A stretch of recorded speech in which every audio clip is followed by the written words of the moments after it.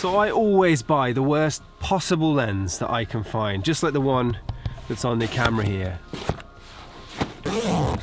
I'm also testing something in this video, so let me know if you notice anything different. I'll give you a clue in a second.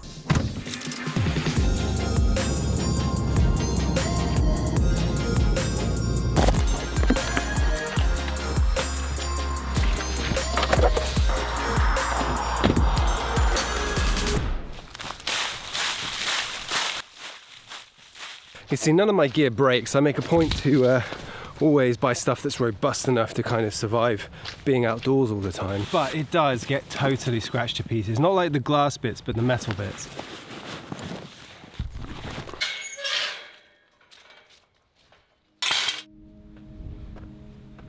It's windy, very windy. You see, the thing is, these scuffs, these scratches, they don't really matter. These things, they're just tools, and tools get used, and when tools get used, they get damaged a little bit. Did you spot what was different yet? Try looking up at the skies. Some shocking filming conditions today, but I'm doing that on purpose. I'm kind of stress testing my process a little bit, I think. Look at this, it's just the last couple of hours. The Vero is blowing up.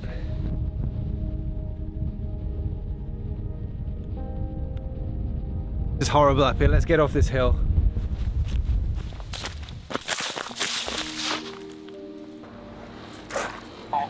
Please wait for confirmation.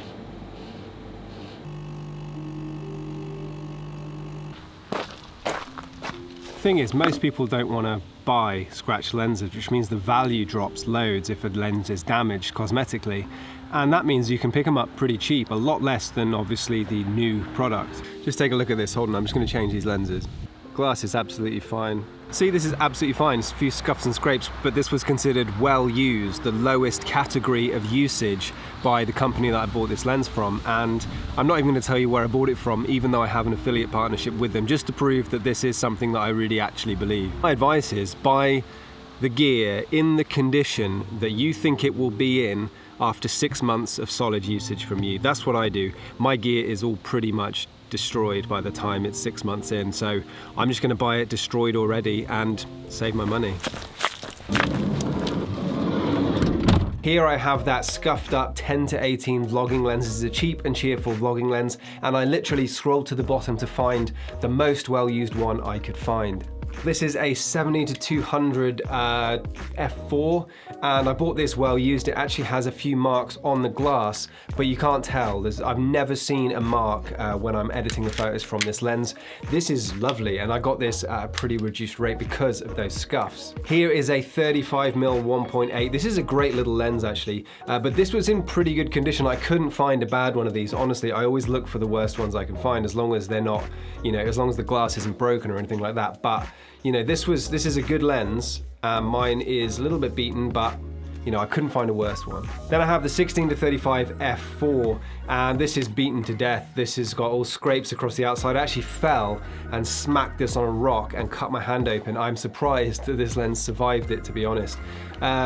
This isn't as good as it used to be, but it does its job, and it's a bit of a workhorse. I can use it for everything. This is my kind of main vlogging lens. But again, secondhand, this is way more beaten than it was when I got it. I wish I'd bought a worse one, but you know, it is what it is. But there is a flip side to it as well. This is a 90mm macro. This is actually a pretty expensive lens, and this is pristine because I need it to be, and I don't take it out with me. So I don't just buy rubbish, horrible, broken lenses, but I do mostly buy secondhand lenses. This is still secondhand, but it's pristine, and I will probably keep it that way because this is a studio lens and is not really for taking outside. Now, I'm not saying go out and find the worst possible lenses you can find. I'm just saying that people tend to look after stuff. So when you're gonna buy stuff off eBay or, you know, secondhand shops and things like that, just think about what you're gonna use it for. And if maybe you're gonna use it for something where it's gonna get a bit beaten up, don't feel bad about scrolling to the bottom and finding the worst condition one that there is. Because as long as because the glass is fine, and in some cases, like I said, with that 70-200, the glass isn't fine, but the pictures are.